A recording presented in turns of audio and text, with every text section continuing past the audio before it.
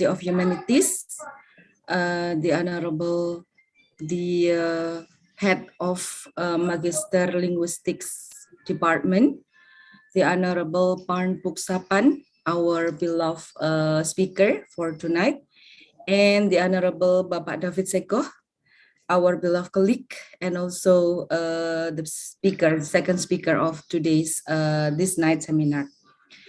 Today, first of all, let's praise be to Allah because we all can meet here in the conference of seminar on practicing and researching online learning. And secondly, we are so glad that with this seminar, we can enhance and our knowledge and also meet new people, and hopefully also will gain so much discussion to motivate us to work and study better. Okay, tonight's seminar would be divided into several agenda. First of all is the opening, and then secondly, we will together hear the running on of the Indonesia Raya and Himna Erlangga. And then thirdly, the Dean of Faculty of Humanities is going to have some speech to open the seminar. And the next is our main agenda. There is the discussion on practicing and researching online learning, which is going to be discussed by Pruksapan Bantau Tuk, PhD. I'm sorry if I didn't say it correctly. That's beautiful. She's from Ubon Ratchathani. Is that right? Ubon Ratchathani University, Thailand. So she's going to discuss about engagement during synchronous remote learning tasks. And then second speaker, Bapak David Seko, PhD from Universitas Erlangga. He is going to discuss about online collaborative writing at graduate level, research and practices. Okay, today we are going to have the lectures first, and then followed further by discussions. And the last agenda is photo session and closing. Without further ado, let's go to the next agenda, Indonesia Raya and Himna Erlangga.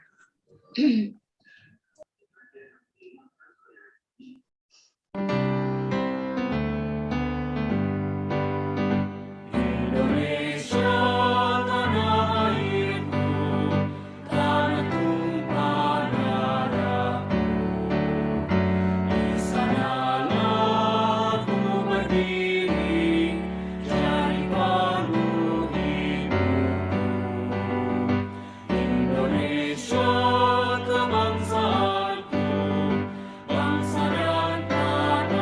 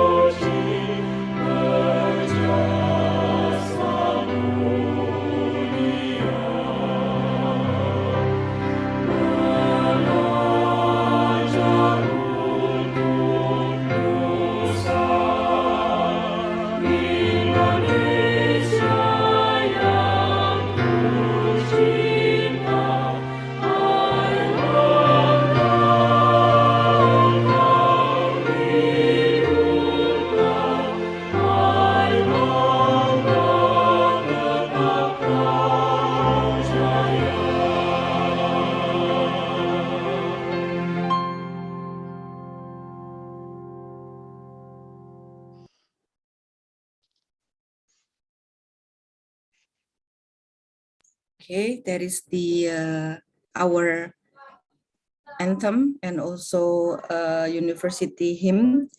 And now we move on to the next agenda. That is the opening speech by our Dean of Faculty of Humanities, Bapak Profesor Purnawan Basundoro. To Bapak Purnawan, please. Bismillahirrahmanirrahim.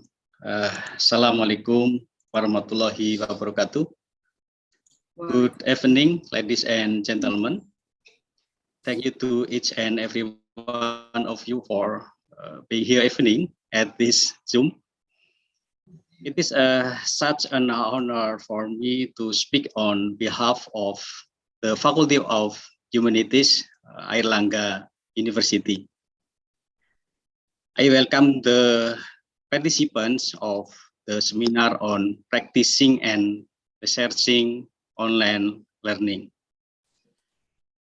I would like to express my appreciation to the Linguistic Master Study Program, especially to Study Program Coordinator, Dr. Wayan Sartini, and Interest Coordinator, Dr. Laili Hamida, who have worked hard to organize this seminar. And I would like to thank Ms. Pan Pruksapan Bantatuk from Ubon Ratchathani University, Thailand, and Pak David Segoh from Faculty of Humanities, Universitas Airlangga, who have taken the time to present their papers and idea at this seminar. Evening seminar topic is very good, discussing online learning. Because since the outbreak of the COVID-19 pandemic, online learning has become something to must be done.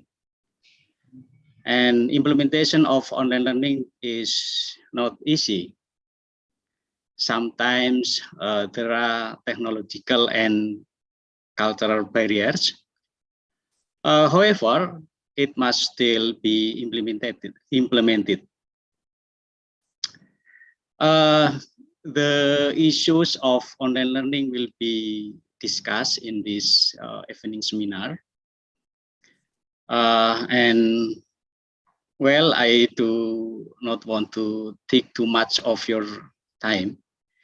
And by saying Bismillahirrahmanirrahim, the seminar is declared to have started, and I need to hand over it to Bu Laili Hamida, or our today moderator, to introduce our guest speaker to all of you, Ms. Pan Pruksapan from Ubon Ratchathani University, Thailand. I would like to say once more on behalf of Faculty of Humanities, welcome. It is great to see so many of you here. Wassalamualaikum warahmatullahi wabarakatuh. Waalaikumsalam. Thank you very much, Pak Dekan, the Dean, for the opening speech. And we really appreciate your coming. And we really appreciate that you have shared your thought about the opening of this seminar. Thank you, Pak Dekan. Terima kasih. Welcome. Okay, ladies and gentlemen, without further ado, let's go on to the main agenda of today.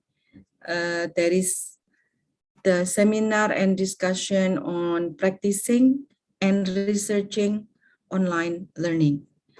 So first speaker would be Ms.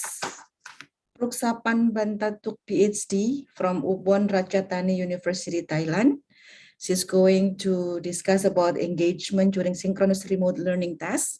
I hope what she's going to discuss would be very much helpful for those teachers who are supposed to teach English, whether it is in middle school or even in universities. Before I give the time to Ms. Pan, I would like to read some short biography about her. So her name actually is Pruksapan Bantatuk, and we can call her Pan. I think that would be more familiar, it would be more closer. Pruksapan Bantatuk is a Fulbright scholar. She graduated with a doctoral degree in language literacy and technology from Washington State University. And currently, she is working as a full-time faculty at the Department of Western Languages and Literature, Faculty of Liberal Arts at Ubon Ratchathani University, Thailand. And her research interests include teaching English as a second or foreign language, task engagement, cultural influences on language learning, literature written in English, and feminist plays. Wow, feminist plays, that would be interesting. Probably next time Ms. Pan could come again and discuss about this, what is meant by feminist play. I am personally interested in this. Okay, now let's have the time for Ms. Pan. So Ms. Pan, how in Thailand, is there any, what is it, you call it, kinship term or some addressing term that we use for calling some people? If in Indonesia we have Mbak or Pa or Bu, something like that. Do you have that in Thailand? Yeah, we do. We do have that too. If you are addressing older female friends, you can call them P. You can use the word, P. And then if, that person is younger than you can use the word Nong. No, okay. Yeah. No Pan then. I guess you're younger than me, yeah. I'm not sure about that. I guess so. Well, okay, no Pan. So the time is yours. Thank you so much. First, let me share my screen. Okay, I hope everybody can see the screen. All right, okay, good evening, everyone. And thank you so much for having me today. And I talked to Ibu Wayan before we started this conversation. And she asked me if I have been to Indonesia before. And I said, no, I haven't been to Indonesia, even though we are so close to each other, right? But I will, definitely visit Indonesia in the future because I have so many wonderful friends, from Indonesia. So one day we'll meet in person, I hope. Yes. Okay, so let's start my presentation. So this presentation I have is based on my dissertation entitled Task Engagement in Higher Education. This dissertation actually collects two studies with the same core interest, which is task engagement. Okay, I'm glad that you had Dr. Joy Egbert last week, so I don't have to explain what task engagement really is from the beginning to the end, right? She did the hard part already, so I'll just continue with that. Okay, so the difference between these two studies is that the first one tackled only task engagement facilitators in language learning with the integration of a cultural framework, while the second study focused on both task engagement facilitators and indicators of future teachers or teacher education students in a synchronous remote learning setting. Okay, I asked but David if I have to explain something before I start my presentation, and then I got the questions from your colleagues asking whether e-learning, online learning, and asynchronous remote learning are different. So I I'm not the expert in e-learning, but I tried to look up the definition. And when I worked on, asynchronous remote learning setting, I know the definition pretty well. But for the online learning and e-learning, for me, I would just define these two terms as learning with, through and around technologies. Okay, that's e-learning and online learning. Both of them can be used interchangeably, and both of them involve technologies in the process of learning and teaching. But for asynchronous remote learning, it can be the subset of e-learning and online learning, only that it requires the presence of the teachers, the instructors, and the students, at the same time. So the teachers and the students, they meet at the same time through a video conferencing tool, okay, just like Zoom, just like what we are doing right now, okay? So when you learn about the word synchronous remote learning, there is another word that is asynchronous remote learning. So for asynchronous remote learning, teachers and students, we don't have to meet at the same time, right? You can do your lesson online, but you don't have to meet at the same time. So this is the difference between asynchronous remote learning and synchronous remote learning. All right. Well, my interest in task engagement, okay, this model stemmed from my involvement in a larger project, which is language task engagement model creation, led by my chair, Dr. Joy Egbert. The model, which became my main theoretical framework, lays out the components of student language task engagement that involves task engagement facilitators, task elements, task engagement indicators, and task engagement outcomes. However, among these components, my dissertation applied only the facilitators and indicators components. So, let's remind everyone of the definitions of the key terms before I move on to talk about my study 1 and study 2. Even though you attended Professor Egbert's talk last week, but just to be sure that we are on the same page, because these terms will be repeated throughout the presentation. So the two key terms that I will mention often are task engagement facilitators and indicators, while facilitators refer to contributors of task engagement. Indicators refer to the signs of task engagement. Okay, now we can move on to my studies. In this presentation, I'm not going to talk about the two studies in detail, especially study 1. I'm going to give you a summary of study 1 and the overview of study 2 and give more time to the Q&A session. Well, in the study 1, I used the language task engagement facilitators component of the model to explore the perceived task engagement facilitators of students from different cultural backgrounds. The data were grounded in a larger study I mentioned earlier, the model creation project that I did with Dr. Egbert. These data were collected from students from several countries.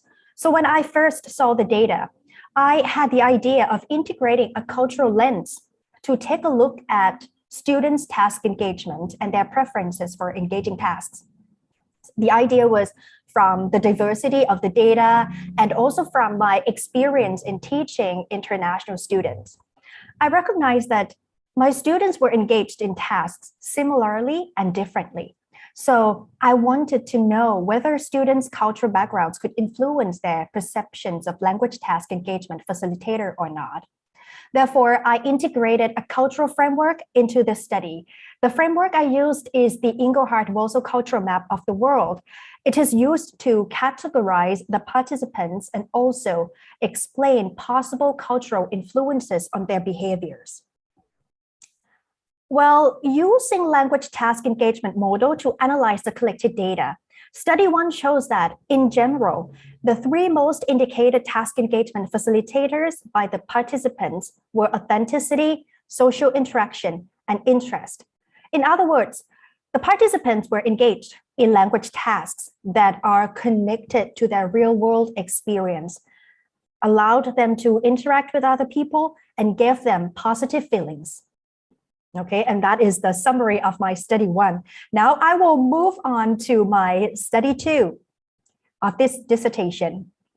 As I mentioned earlier, this study focused on both task engagement facilitators and indicators, but it moved from language education to a different academic context, that is teacher education. This study explored facilitators and indicators of future teachers' engagement during synchronous remote learning tasks. So from now on, I will refer to the term synchronous remote learning task, remote learning as SRL, so that it won't be redundant. SRL, again, refers to the situation where students are not physically together in a classroom, but they have class and communicate with each other in real time using a video conferencing tool. While I was interested in studying future teachers' task engagement in SRL, not only because we are in the pandemic, but it's also because my advisor asked me to think about doing something that would be useful to my future career. I knew that when I came back home, my responsibility is teaching literature, and I always want to integrate technology into my class. And nowadays, in Thailand, some universities still have synchronous remote learning classes. I still teach online. I still teach, remotely. Moreover, my home university has just established a new teacher education program where I might be part of it in the future. And I also learned about the concerns teachers had when teaching remotely. So nothing was more appropriate than studying future teachers' task engagement in SRL in a survey of children's literature class. This study was guided by these 2 research questions. The first one, how do future teachers perceive engagement during SRL tasks? Number 2, how do teacher educators describe future teachers' task engagement? So basically, I investigated the future teachers' task engagement in SRL through the perspectives of teacher educators and future teachers themselves. The investigation of these viewpoints can uncover future teachers' most salient task engagement facilitators and concurrent task engagement indicators in response to specific task types. The study results can provide evidence to suggest how a task engagement framework might support appropriate SRL tasks for future teachers. I distributed background surveys and task engagement surveys to 62 American future students and interviewed 6 of them about their task engagement experience. I also interviewed the teacher educator about her observation on her students' task engagement during the class. The data I collected revealed that the facilitators appearing in the task engagement model contributed to these participants' task engagement in SRL. What does it mean? This reflects that the task engagement model can be applied to different learning contexts other than language learning or an in-person classroom. The data also indicated that the participants were engaged during the SRL tasks when the tasks were relevant for teaching career, when they could share their ideas with the professor and peers, when the reading materials were interesting, and when they had clear instructions. Moreover, their independence during the tasks and the balance between their skills and the task level of difficulty contributed to their task engagement in SRL. The data also showed that the participants' task engagement indicators can be both visible and invisible.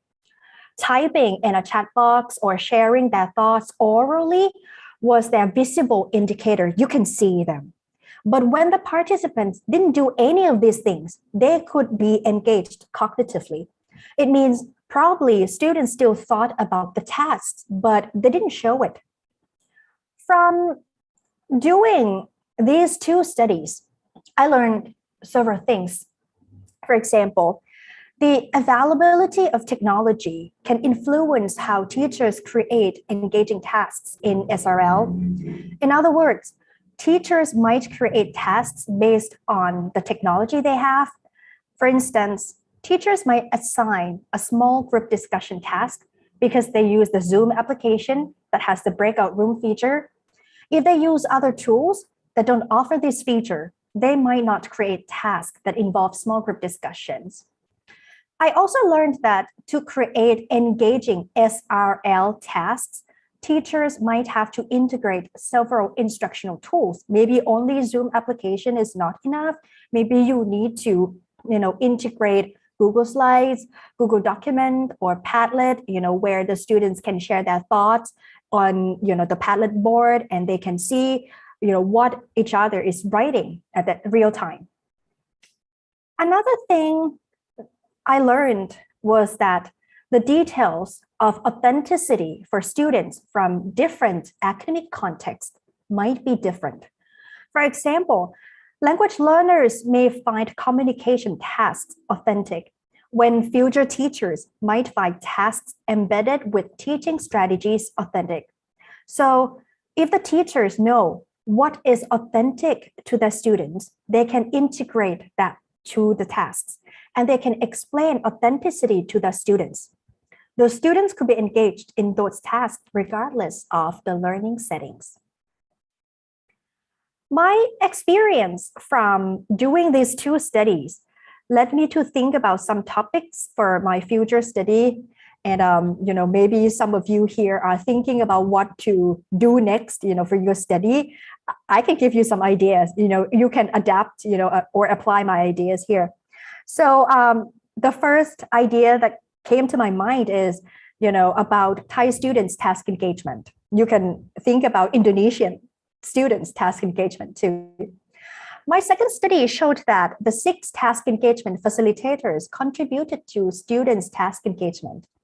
In the future, I'd like to create tasks based on this knowledge and assign those tasks in Thai classrooms. I'd like to see if Thai students will have similar or different patterns of task engagement, especially when it comes to tasks offering social interaction and autonomy.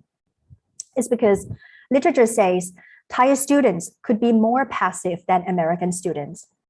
While my American students found sharing thoughts and ideas with peers and teachers engaging, my Thai students might perceive it differently. From my teaching experience, Thai students might find it intimidating if teachers ask them to share opinions in class. And most of the time, when I asked my Thai students questions, can you make a guess what could be the answer to my question in class? The silence was an answer. So I would like to find out if they'll be engaged or disengaged when autonomy and social interaction are integrated into tasks, or what forms of autonomy and social interaction facilitators can enhance their task engagement. I realize now that I never explored my students' perceptions before.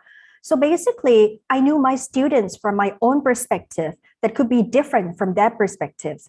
So the approach of using a self-reported survey and student interview can be applied to this future research too. And maybe, if you would like to implement this in your research, it would be a good idea. So the approach of using the self-reported survey and student interview, were part of my second study. And they should be part of my future study too. I hope to learn how my students are engaged in tasks and how to promote their task engagement. Engaging in task, I believe, will probably help them understand the subject content better. I also want to look at task engagement of English language learners who study literature. I'm interested in this group of students because they are not only language learners, but literature students. My student, they might have different perceptions of this, right? So I would like to research, this topic. My study one shows that language learners might find tasks that improve their language skills more engaging than other tasks. But the aim of literature tasks, such as literature circle, is to analyze critically and to improve critical thinking skills, which some language learners may not perceive this task authentic. I also aimed at moving further to touch upon the last component of the task engagement model, which is the task engagement outcomes. I've investigated the task engagement facilitators in my study 1 and explored the science of task engagement in study 2. Next, I want to know what students could achieve after they have task engagement. It is because in order to convince other teachers or policymakers to pay attention to task engagement, I should be able to show the preliminary results of integrating task engagement in a course or in a curriculum. Well, on the way to applying the whole model, I will still investigate more about the facilitators and indicators, primarily the combinations of facilitators that can promote higher task engagement and the signs of cognitive engagement. And while I defended my dissertation, I got this question from my committee, and I really want to share, the answer, to all of you here. I think it will be useful for you who are, planning your research methodology. I got this question: what would be different next time, when I, were to do these studies again? So for me, I would like to add a class observation to the research methods. I didn't add this to my study 2 because I didn't think I would be able to see many task engagement indicators in SRL, especially when students didn't turn on their cameras. Anyway, I asked the professor to observe the class without collecting my data. I went there just to understand the atmosphere and how the tasks were done remotely. But during the class, do you believe it? I eavesdropped some interesting conversations and recognized some behaviors that could be useful to my study, but I couldn't use them because it was a part of the plan, right? I submitted the IRB, without mentioning class observation, and anything I collected from the class observation could not be used. So if I could do any classroom research in the future, I want to add class observation. And if any of you would like to do classroom research, I recommend that even it is online classroom, virtual classroom, synchronous, asynchronous, maybe asynchronous is impossible, but synchronous remote learning class, if you have a chance to add a class observation as one of the research methods, please do it. Okay, but I do believe it too that if I add the class observation as one of my research methods, it would be challenging to find a way to fly on the wall, being invisible to the students who know exactly that I'm going to collect the data from them, right? I might not hear any interesting conversations like I did before. So that is the thing that you will have to think about, and I will have to think about when I integrate class observation, as part of my research methodology. All right. And that's the end of my presentation. Thank you so much for inviting me, and thank you so much for participating in my presentation today. If you have any question, you can ask me now or ask me after but David present his presentation. Thank you. Okay. Thank you, Nopan, for sharing the result of your dissertation. So some things that then enlighten us is that it means that the challenge of synchronous learning or remote learning in particular is not only in Indonesia, yeah, in which students usually in the video conference tend to be silent, and most of them also put the camera off. So it seems that it is also a challenge for teachers in Thailand. Okay. Now, we already have Pak David Sego, so I think we should let the question and answer be postponed a little bit after Pak David finishes his speech, his lecture. Okay, so now Pak David Sego is actually our teacher members, is in our faculty. Wait a minute, I'm going to also share with the audience here his biography. David Segoe, PhD, I think he also graduated from the same university as Nopan. He graduated from Language Literacy and Technology Program, Washington State University. Okay, his dissertation entitled Analyzing a Group of Doctoral Students Writing a Research Paper Collaboratively Online, a case study in a doctoral program of education. He is now a full-time lecturer at the English Department, Faculty of Humanities, Universitas Airlangga, Surabaya, Indonesia. And he also has some work experiences as translator and proofreader, and also lecturer and coordinator of EFL, and also he's also English translator and dubber. Well, that is really interesting. You've been a dubber, Pak David, yeah. And he has some publication in here, and most of his publication is actually related to the technology and teaching language. And he conducted some community services like teaching English via internet, which is also related to his major, yeah, his studies. And also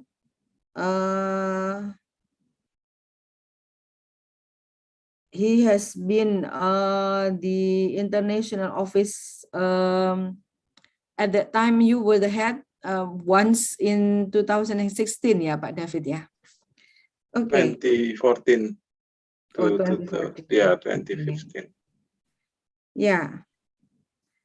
Now, same like Nopan, he is also Fulbright scholarship, a Fulbrighter, yeah. And he has joined several organizations, which is also related to the technology and teaching and learning, such as ACTFL, yeah, the American Council on the Teaching of Foreign Languages, and then Calico, Computer Assisted Language Instruction Consortium. And then, this is very interesting. So he had been an education director in Pullman Islamic Center. Well, I'm interested to know more. What were you doing there? Not much, actually. Okay. I'm embarrassed. Yeah, that would be all the short biography about Pak David Segoe. So now, Pak David, the time is yours to deliver your lecture. Thank you very much, Ibu Laili, for the wonderful introduction of me. Well, it may sound like a lot. Well, actually, I'm probably, you can say that I'm the kind of a person who likes to try new things, you know, to explore. Basically, that's why when Ibu Laili was reading my bio, actually, it was based mostly out of curiosity, basically. And some of them were because, I don't know, it just probably I was in the right place, so to speak. You know, for example, like becoming the Pullman Islamic Center education director. At time, it was actually a small masjid, yeah, that I happen to visit regularly. Well, okay, thank you very much, Bapak Ibu sekalian. Yeah, allow me to begin my presentation here. And the same like my good colleague, Pan or Dr.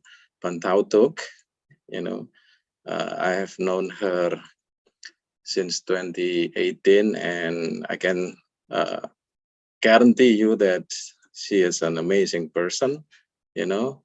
She's an amazing motivator, and then she is also a good speaker, actually a good public speaker.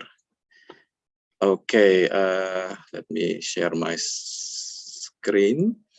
And probably I will skip some slides or just show the slides briefly, because I think I created too many slides.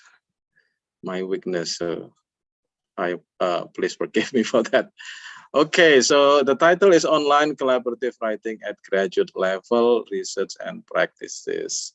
Now, let me give you a little bit of background why I created this title, or why I was interested, or actually, in fact, I'm still interested in this kind of topic, especially online collaborative writing. This is because of my, I think, long history of curiosity in collaboration. And then somehow for me, online learning, online teaching, online, things online basically are quite fascinating, because there has been a number of research on this, online learning, online collaboration, or online collaborative writing.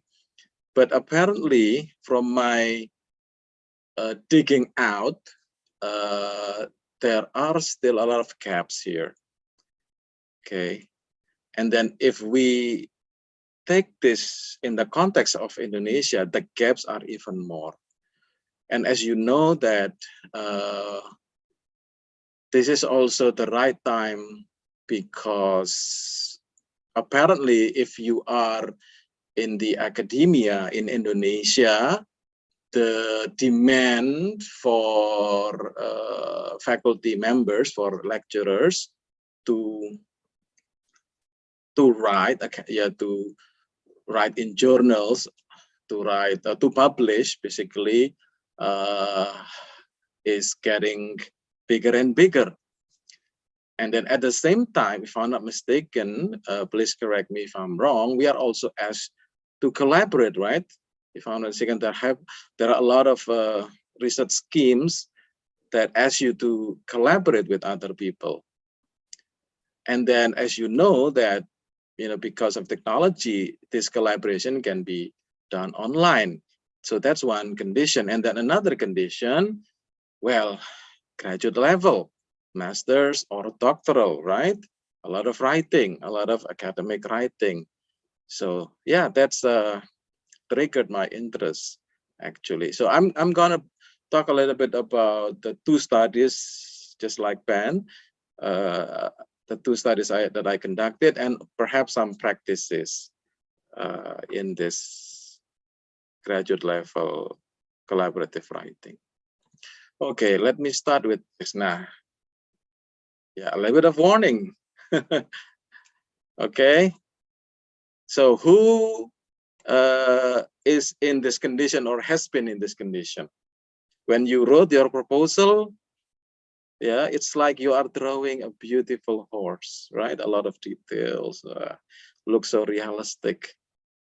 But then the thesis, yeah, it's so simple, right? Sometimes you even, what do you call that, despise. You don't like your own thesis, right? Because it looks like being written by a kindergartner, yeah, by a kindergarten student, for example, right? Show a raise of hands if you agree with me here. Yeah, But I'm with you, but David. that's fine. Yeah. So first, we have this a lot of ideals, a lot of big plans. Oh, I'm gonna do this, la la la la. But then when it,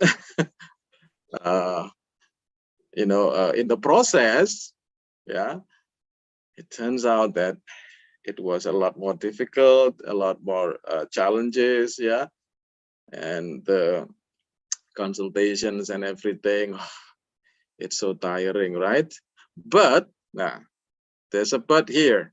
Okay, this is especially to those who are still at the program. Yeah, if you finish, congratulations. Yeah, And if you finish and then you feel like me here, okay, you can join my team with Ibu Laili there.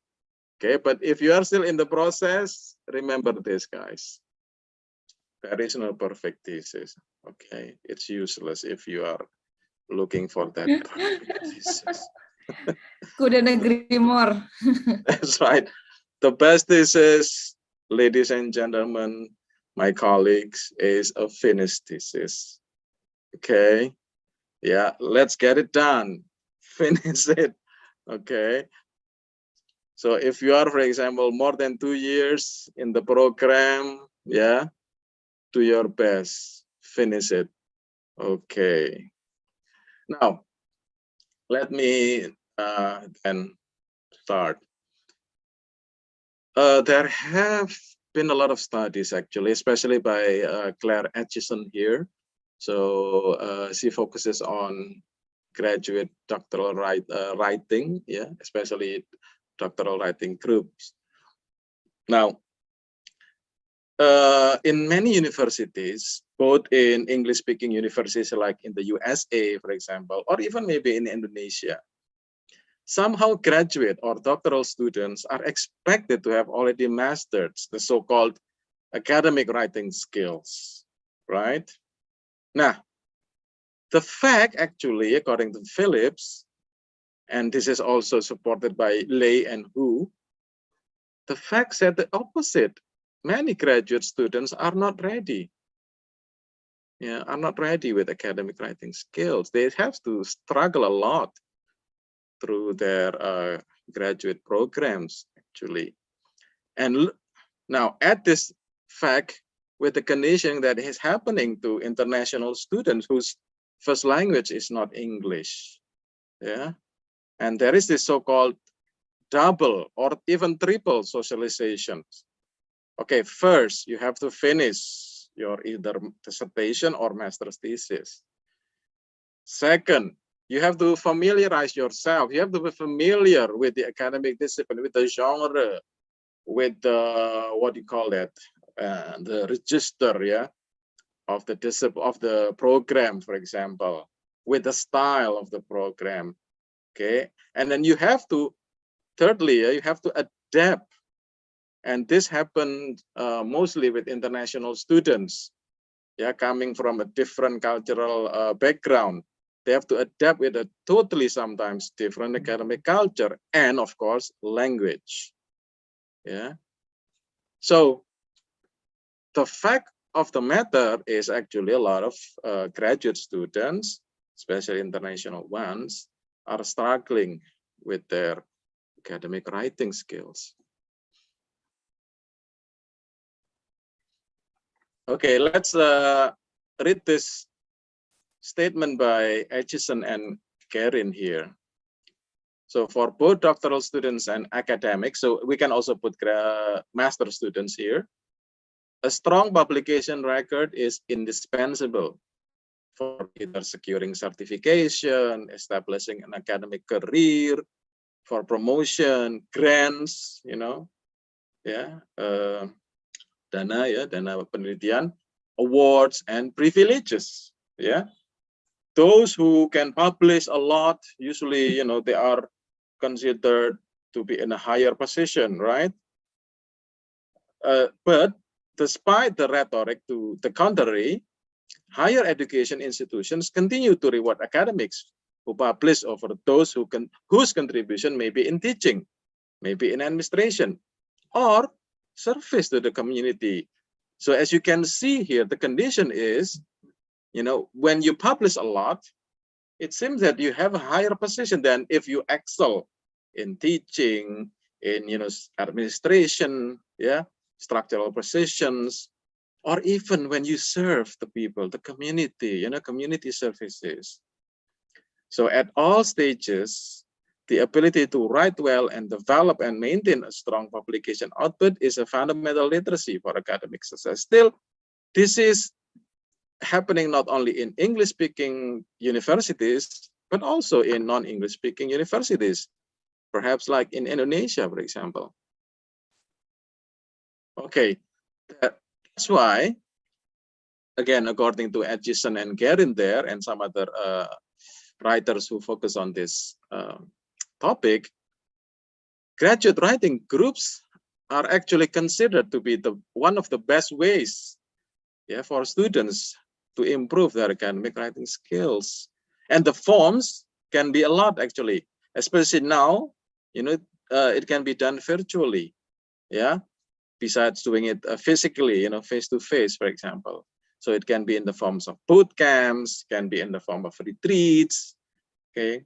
So going to, let's say, somewhere remote, you know, for a few days, yeah, small circles, buddies, yeah, can be done independently, yeah, so without the supervision or acknowledgement of the institution, or actually can be supported by the institution itself. Can be formal, yeah, meaning that it's in the curriculum, but it can also be informal. It can be in the form of lock-in. So lock-in is actually, you know, you spend together in a room, yeah, sometimes maybe even the room is locked, and then you try to make some progress with your academic writing. And it can be done in marathons, yeah, so it means that it's a long run, or it can be done in sprints, so you can do it as fast as you can.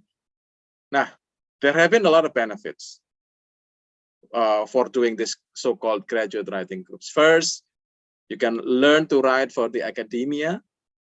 You can learn to become critical readers. You have the tendency to understand your own weaknesses and perhaps your strengths, yeah.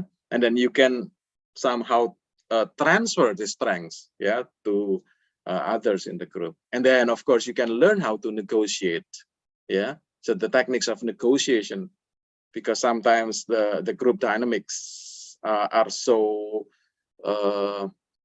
lively, basically, you know. Sometimes you have some members who are maybe what do you call them, as stubborn, perhaps, you know. So yeah, you can also learn how to negotiate with them. But basically, graduate writing groups here provide social support, ladies and gentlemen, yeah.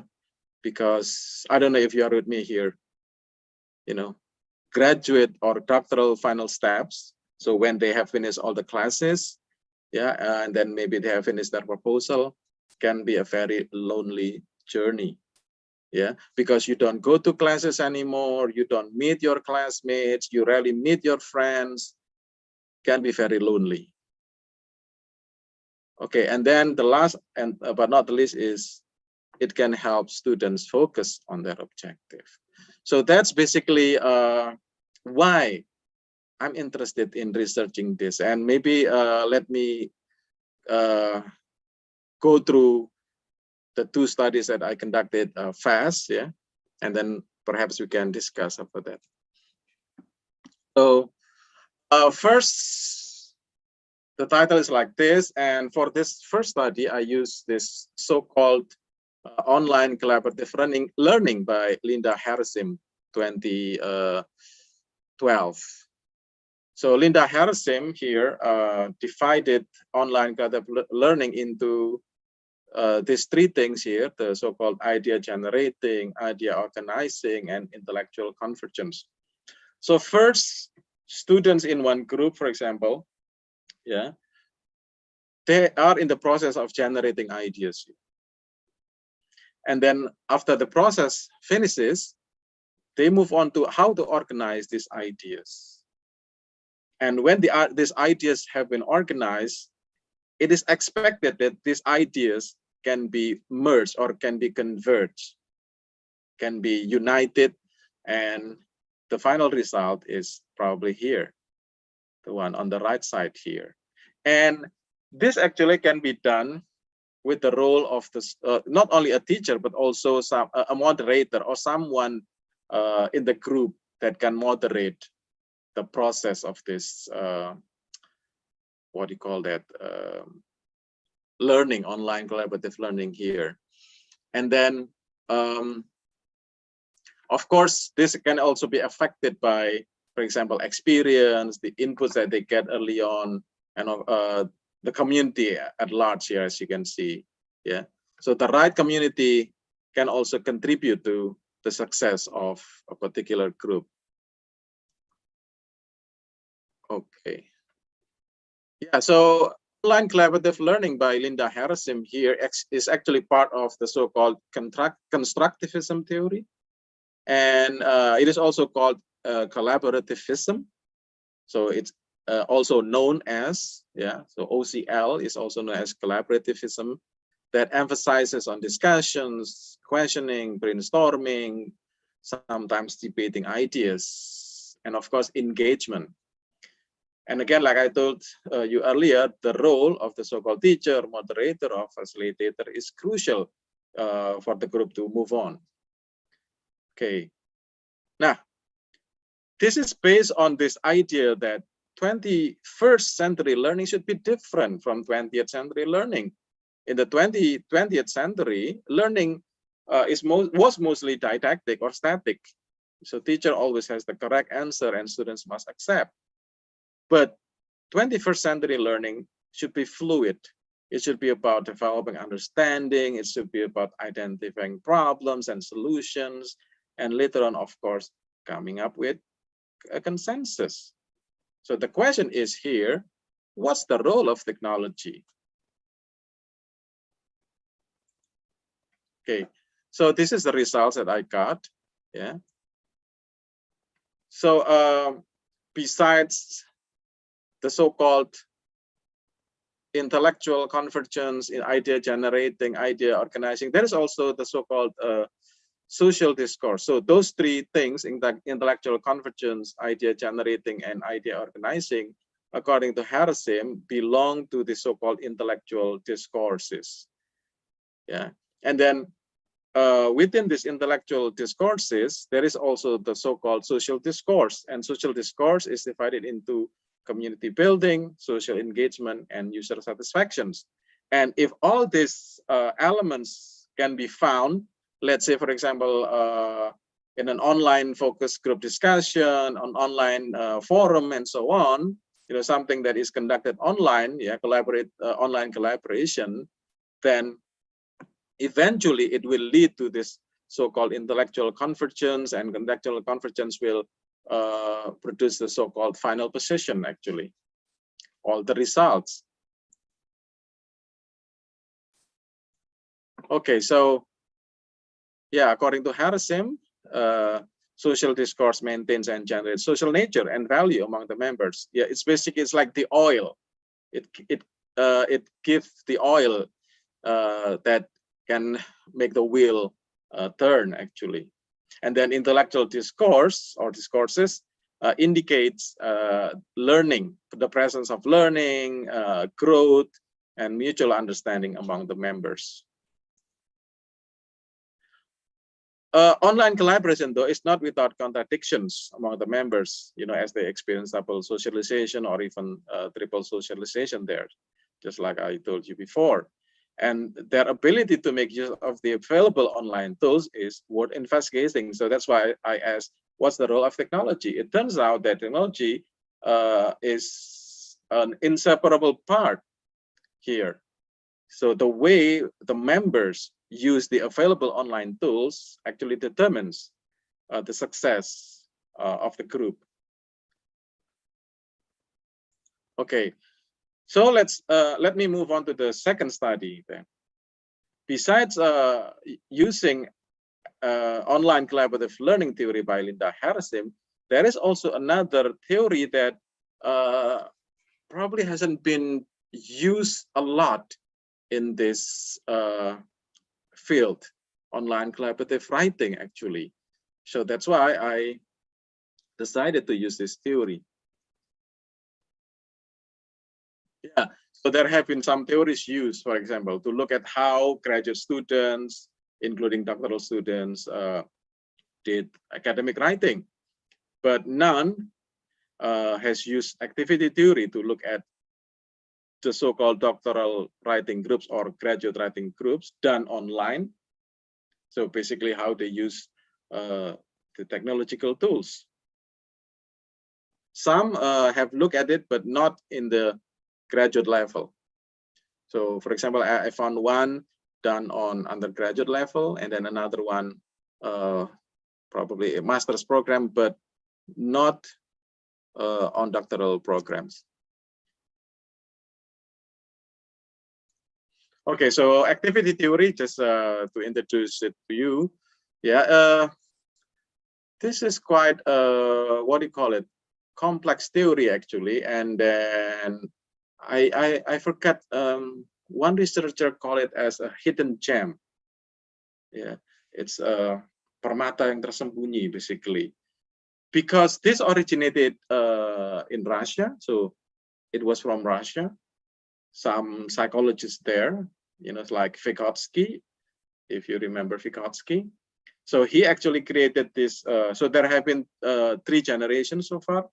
So it came from Vygotsky mediated action triangle. So it looks simple here. So there is a subject, an object, and then there is a so-called mediation means or the tools. Yeah.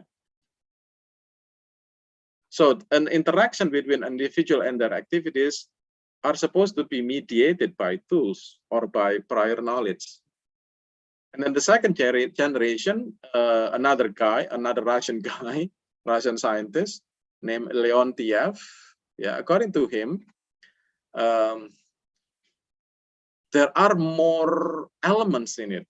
So there are the elements of subject, elements of object, motivation, action, goals, socio-historical context, consequences, and activities, and so on. And then Angus Storm, he, I believe, started the 3rd generation. And according to him, human activities should be seen as a network of interrelated activity systems. So basically, for example, let's say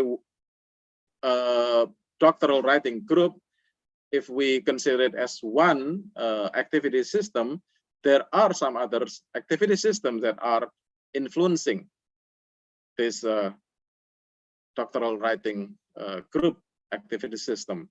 And Michael Cole, he coined the term CHAT, or cultural historical activity theory, because according to him, the cultural and historical backgrounds, or sometimes also political and economic backgrounds, actually influence or affect the interactions among people in this activity system.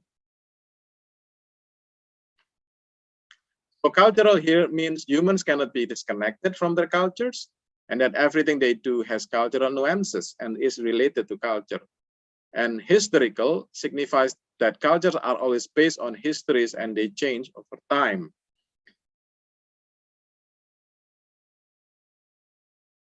So some researchers also use this acronym CHAT instead of activity theory. So this is the Angus Storm activity system actually. So as you can see here, there is the mediating of artifacts, and then subject is in the middle, object is on the right side, and then there are rules, community, division of labor, and all these elements, they are influencing each other actually, as you can see the arrows there. But eventually, of course, the end result or the outcome here or the product is expected to be reached actually at the end of the activity. And then let me introduce you to the role of contradictions. And according to Angus Storm, contradictions here are necessary actually. I mean, like when people, they interact with each other, contradictions cannot be, what do you call it, are sure to happen basically, cannot be disregarded. But contradictions here can actually produce something positive. And then according to Angus Storm, can produce something he called as invisible breakthroughs.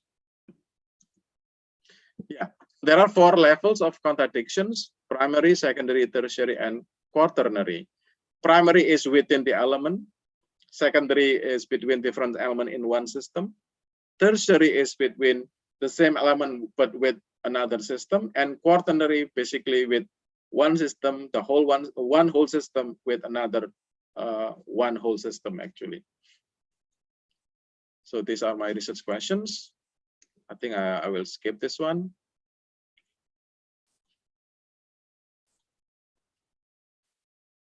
Okay, these are the things that I found out with my research participants, a small group of doctoral students. And I found out that they have issues and contradictions. And contradictions here consist of primary, secondary, and quaternary. I didn't find tertiary actually. So for example, because only one member in the group is American, and he is considered as the one that has the highest level of academic writing knowledge, while the other three, they are from non-English speaking countries. So these three members, they thought that they lack self-confidence with their academic English. And this is quite surprising, because one of them actually has published quite extensively in journals in English actually, but he still felt a lack of confidence with his academic English. He said that my English was not yet American academic English. And then most of them felt a lack of knowledge in how to write the correct or proper academic papers. Some expressed the difficulties in expressing feelings. This is quite interesting because three of them are from Asian countries. As you know that in Asia, it's not common for us to express our feelings, right, openly, yeah. And then because they did their communication online, they experienced slow communication. It turns out also they have differences in tackling the data, and this was actually influenced by their by differences in their cultural and historical backgrounds. So this is interesting. Some have confusions with their writing, so it means that they were like confused with what their colleagues were writing, you know, so they had to confirm the meaning several times. They admitted that it has less clear rules. So if we can see the triangles there, rules are actually one of the elements, one of the important elements. And distribution of work was not clear also.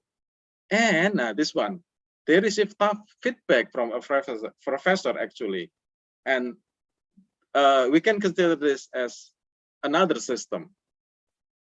Actually, so it turns out this another system influenced the main system of this doctoral writing group. Now, of course, yeah, that's why they have issues with other activity systems. So, for example, that with their personal life and their own study. So this is the picture that I could find out.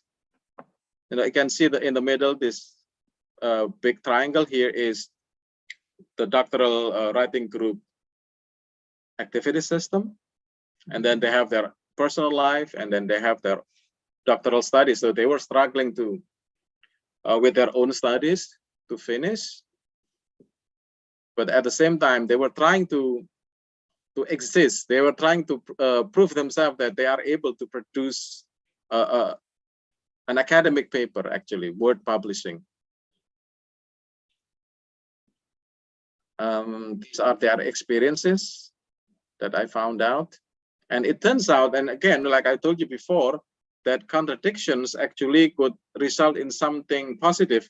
And this is what each of the participants express, how contradictions with the others resulted in better understanding and better knowledge. And use all these, you know, various ways in their online collaboration. So just for information, the American member, he was located in another campus. and the other 3, they were from the main campus. But they conducted their meeting almost 100% online, actually. They used many things.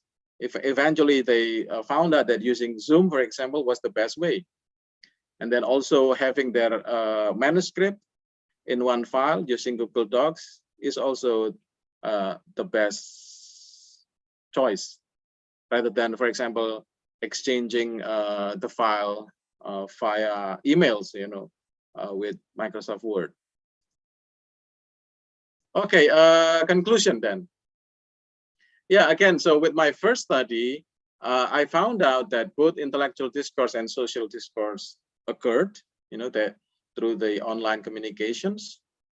And this is a good indication of the so-called online learning, that online learning actually occurred.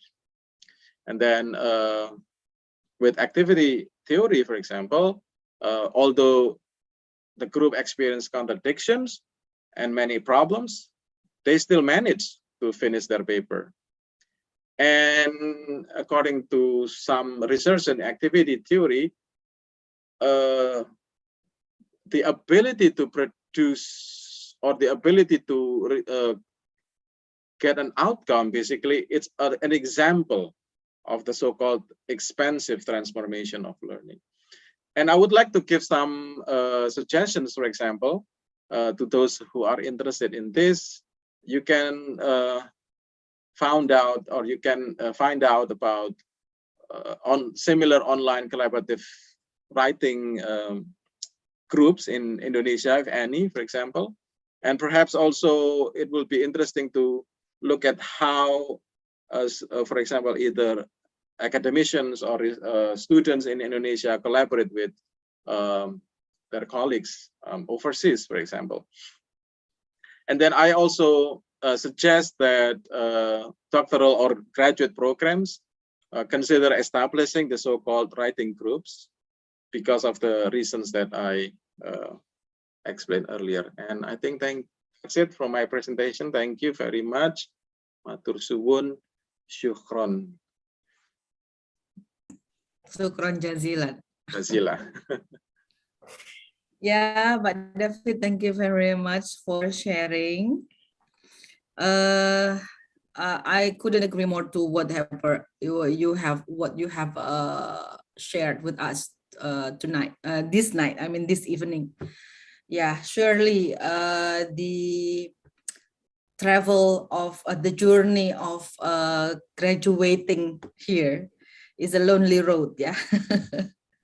So for students here, students of master program in here, so learn something from Pak David, and I also suggested to them already for them to have some kind of group discussion, not only about discussing about academic writing, but also about whatever complaint they have or whatever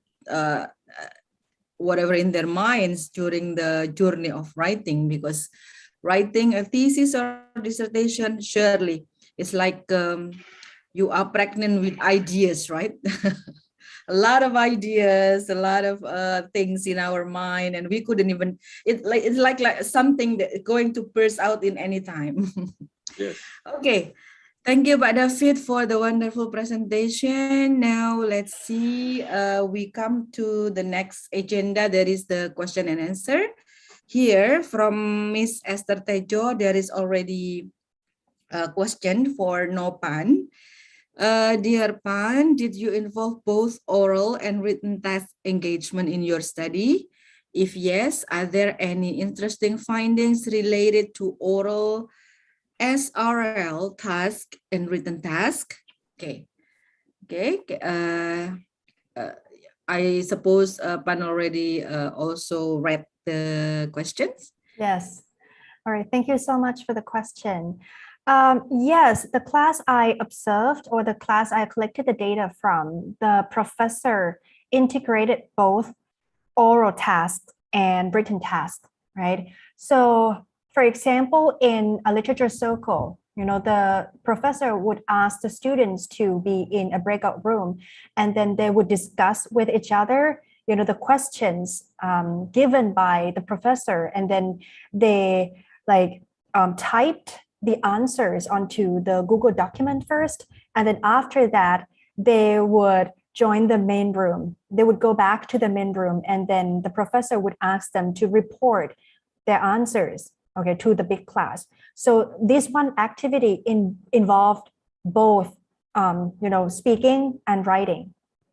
And to your question, are there any interesting findings related to oral SRL tasks and written tasks? I would say that when I observed the class, okay, I saw that when the students turned on the camera, they had they had livelier conversation between themselves, among themselves, okay? It was very obvious that the students, the group, okay, where, the members turned off the camera, the conversation didn't flow very well. So it looks like the members didn't want to talk to each other. Yeah, but when they turn on the camera, they can see the interactions, the body language, even though, you can see only the facial expressions, but those facial expressions could be enough for the students to bond with each other. Bu Esther, does it already answer your questions? I hope so. Okay. Now, to relate with what have been asked by Bu Esther, still with your study, Pan, I have a questions. You suggested that if we are supposed to do research on teaching and learning, especially the remote learning, we should involve also class observation. So my question is, what is your suggestion about doing class observation here? How to do it remotely without interfering with the class process? Oh, I think it's much better than, doing the class observation physically in a classroom, because when you appear on Zoom, and you turn off your camera, you don't show your expressions, you don't show your body language, and it looks like the students didn't recognize that you were there in a classroom. So that's why I could hear interesting conversation when I joined the breakout rooms, right? And the student just talked like I was not there. I was so surprised too that they didn't recognize that I was in the room too. When they had 5 participants in the breakout room, they paid attention only to probably the slides they shared on the screen. And then we'll be only, small grids on the screen. And then they didn't recognize it. I think it's much easier than physical class observation. How about the ethical issue with that kind of observation? I mean, I suppose you have already got some kind of consent from them. Right. So I asked them before. Okay, I asked them before I collected the data from them, and I informed the professor every time when I was with them, right, in the classroom. And the professor would tell the students that Pan was here with us, and she was not going to collect any information. She was here only to observe, the interactions in the classroom, and that's it. And I didn't collect any data, all of this, the answer to Esther Techo, it was from my memory.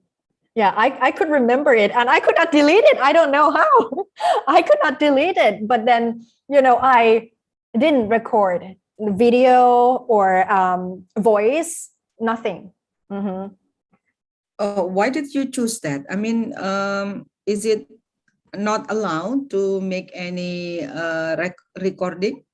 Yeah, because I didn't put this method on the IRB, on the ethic form. When I submitted the IRB, I didn't mention this because I consulted with the professor and then the committee actually, and they thought that it would be very difficult to see anything in a virtual classroom, especially that students turned off the camera all the time. Yeah, so I'm like, okay, I I was not with them before, right? So I thought, okay, it's enough. The information I will collect, from the surveys and from the interview will be enough. But I still wanted to, be in the classroom without collecting the data. And I learned later that it was actually really useful. I see. You didn't even take notes? I took some notes, but I didn't really use the notes, and I don't even know where I kept the notes here. Yeah, I don't even know. Mhm. Okay, thank you. Now, all participants, if you have further questions to Pan, you could write it down on the chat box and or raise your hand if you have a question related to what Pan have shared with us. Now, I probably could move on to Pak David. I'm interested in your discussing about the collaborative writing here and also the collaborative discussion among students who are on the journey of writing their thesis. Now, my question is, Pak David, if when you see them do collaborative writing here, what you mean is, are they writing article together, or are they supplies ideas on the article together, or how is it? Yeah, thank you for the question. Well, this is something that I forgot to mention earlier when I, showed you the picture of the ideal horse in the beginning, and then the horse symbol drawing at the end. Was that when I started to what do you call it, to get an idea for my dissertation, I wanted to do it in Indonesia, with students, doing some kind of online collaborative writing. So maybe doing some kind of experiment, but because of the pandemic, COVID-19 occurred, and it was impossible for me to get in touch with my colleagues and so on. And also the passing away of Pak Denny Arnaswari, right? If you still remember, back in 2019, if I'm not mistaken. And so I had to change the whole plan. And then I was in the class with a group of students. So they are actually my colleagues, so we were in a course, and the final assignment of the course was just supposed to, what do you call it, write, what do you call it? Yeah, to discuss on the, so we were given by the professor some kind of transcripts, actually, his collection of transcripts, basically. And then we were asked to look at this transcript in groups, in small groups, and then to, what do you call it, to write our own, let's say,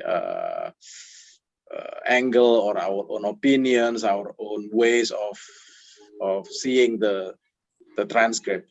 And then this one group, out of the blue, so to speak, I don't know, no, sorry if it's I used the wrong term, not just finishing there, so finishing the final assignment of the class, but they decided to bring the final assignment to a publishable paper. So they wanted to publish the paper here. So they decided to continue this collaboration. The class finishes actually back in late 2018, if I'm not mistaken, and they did that for about 1.5 years, I believe. And then they did collaboration. Now, what intrigued me was that one member of the group was in another campus. So quite far for him to travel or to meet the other members directly. So they communicated online, but they were determined to publish. Because as you know, as doctoral students or maybe as graduate students, you want to publish, right? Sometime, during your education. So they wanted to publish. Although actually, in our program, publishing is not required. So we are not required to publish actually. And that makes me interested. What drove their motivation? How that happened, you know? What's why they bothered while their doctoral studies were already busy? They were already busy with assignments. They were already busy with their own personal life, right? Most of them have families, you know, and you have to divide your time with your family, right? Especially if you have kids. Now, so this interested me actually. So what factors were behind this collaboration, and that they did it online? You know, yes, they met, some of them, especially those in the same campus, on the same campus, they met, but only a few times. At the last part of their collaboration, when COVID-19 already, you know, occurred, and then the campus was closed, they decided to move to Zoom, and they did it. They succeeded actually. They could write, and they were in the process of actually having their article reviewed. They were already sending their article, and I don't know, hopefully yeah, it will be published soon. So that's amazing, you know. So out of the blue, it is not a must from the program itself, and they met almost entirely online. The three of them are non-American, so they wanted to do this, and that's amazing. And I hope I can what do you call it, research the same thing here, you know. For example, like this, I can compare this, maybe I call it voluntary collaborative writing with so-called compulsory, right? Because I if I'm not mistaken, some programs in Indonesia, some graduate programs require their students to publish. But my regret is probably I'm not sure. And I lack knowledge in this. Are they supposed to publish alone, or are they allowed to publish collaboratively? So that's my question. Oh yeah, by the way, I need to also call it clarify the terms collaborations, because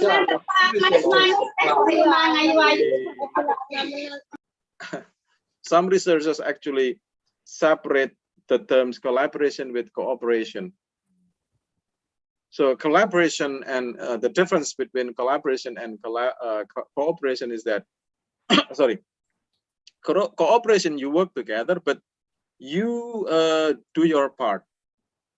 So you separate the work. For example, one member will do introduction, and then the other member will do theoretical review, and then the next one will be methodology, and so on. So you do it together, but you do it within your own division of work, right? But collaboration is more messier, you know, because it's not clear what you are doing. So it's like everybody is doing everything, you know. You do a little bit of this, you do a little bit of that, you know. It's just it's based on negotiations among yourself, you know. But you don't restrict yourself in just that particular division, because you can also, for example, look at how your friends are doing in, let's say, discussions, for example. Yeah, and so on and so forth. So collaboration is more dynamic, but also probably messier, or more messy probably, but it's more interesting to observe. I hope it explains. I hope Pak David could also lead our colleagues or also students to collaborative writing as well.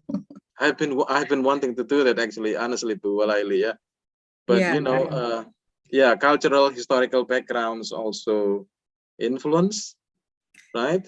And that's, but you said that those are also not American people, right? They are from Asian, right? Yes, 3 Asian countries: China, Thailand, Indonesia, actually.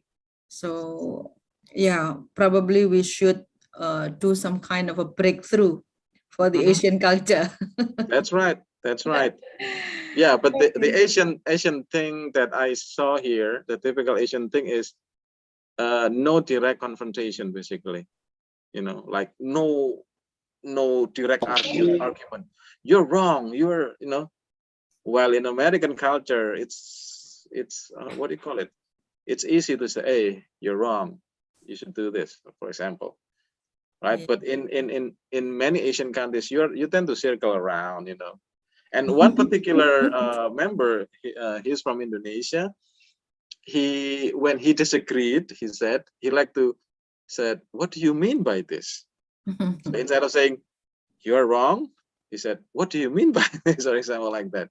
So it's so typical Indonesian. So it's interesting, you know, to see this kind of thing. Oh yeah, one more thing that probably is worth researching is, I mean, this doctoral groups, they are all colleagues, you know, they are friends basically. So they have the same level of, let's say, of expertise, yeah.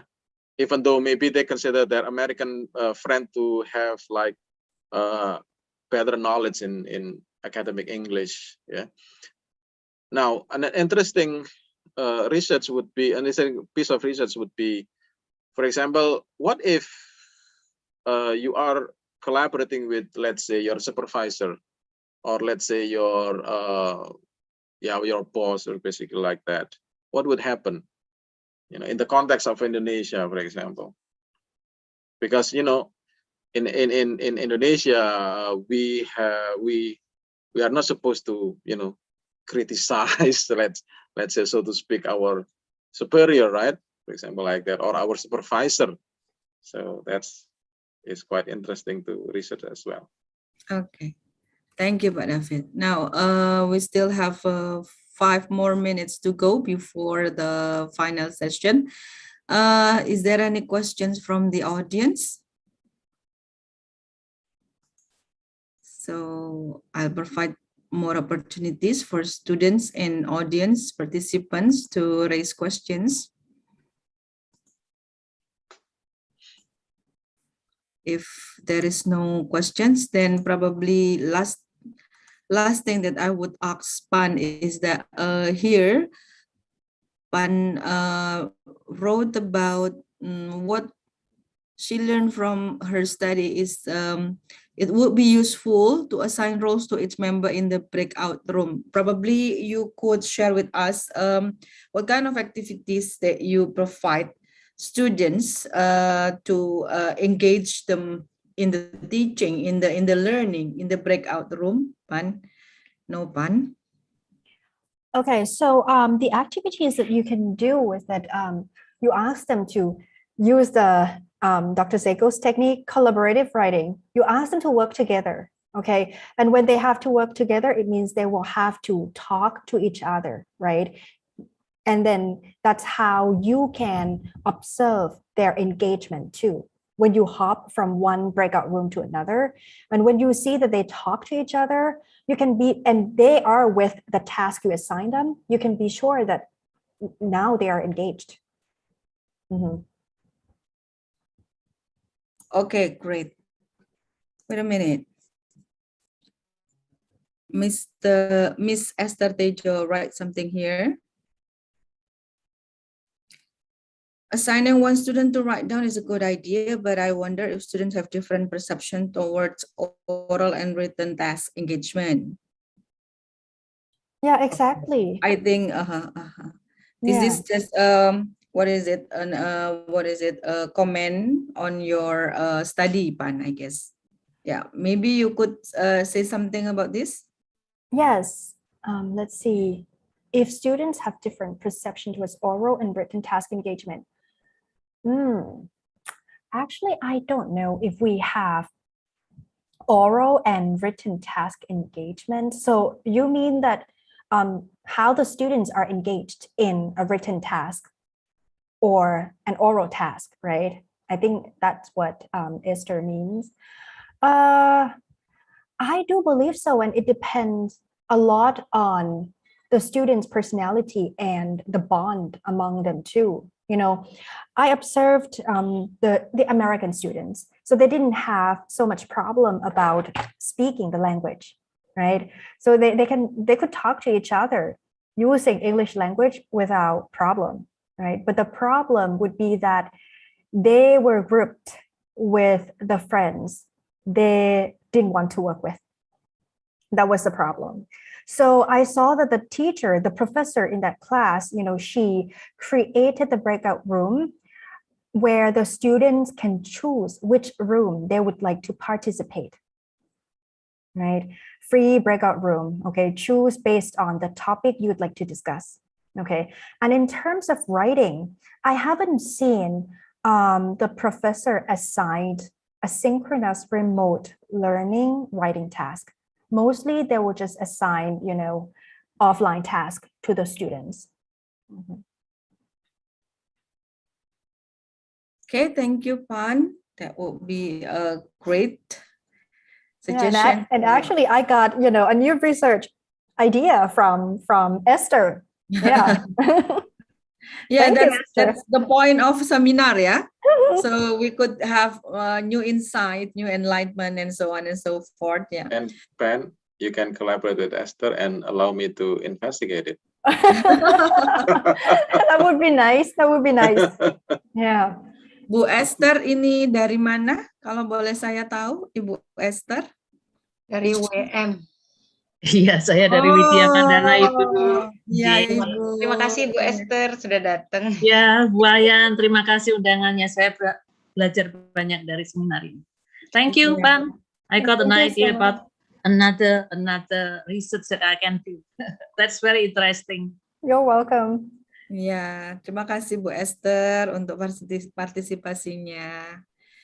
Okay, participants and audience. So to give a final, what do you call? I cannot conclude because there are a lot of things, but I think I need to.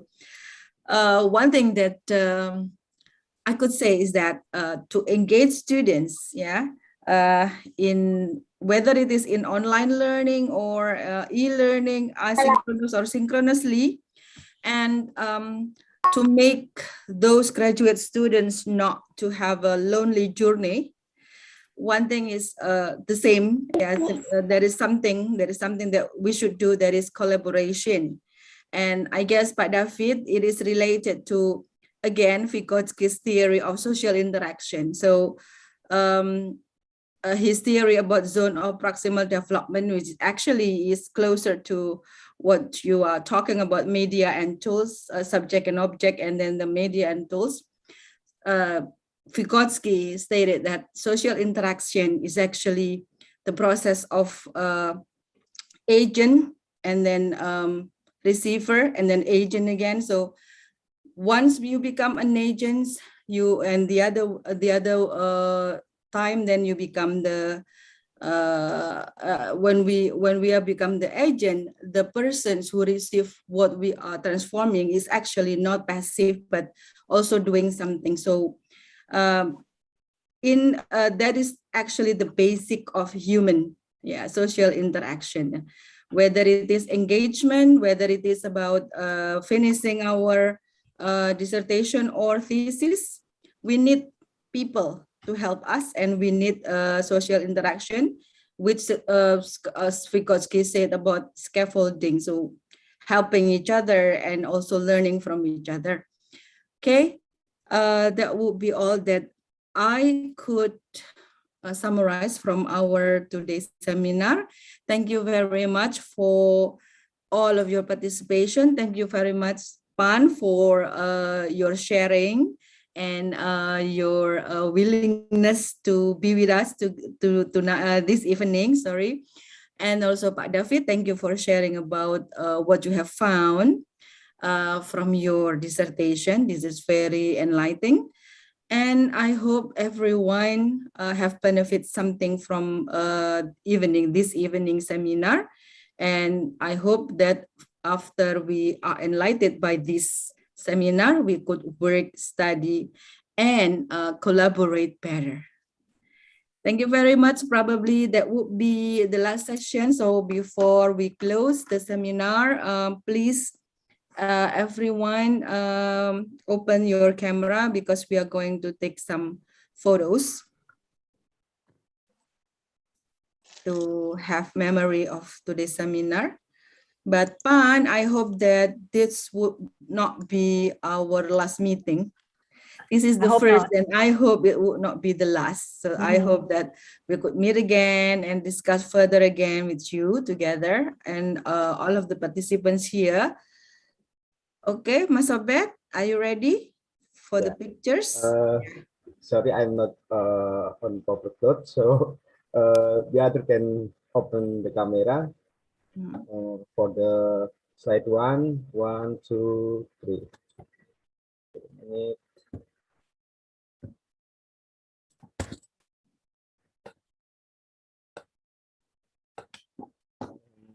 For the slide 2, 1, 2, 3. Yeah, it's only 2 slides. Okay. Thank you very much, participant. Have a nice evening. Terima Thank kasih. you, Bu then- Laili. Thank you so much. Thank you so much, Pan. Thank you. Thank you Bye. for you. having me, and I hope Bye. to Thank you see you very in much. person. Westa, thank you. Bye-bye. Ada Bu Mundi Bye. juga Terima di sini. kasih. Oh Terima ya, kasih Bu Nah. Wayan. Bu Wayan, thank you, Bu Wayan. Ya, sama-sama. Iya, terima Oke. kasih Bu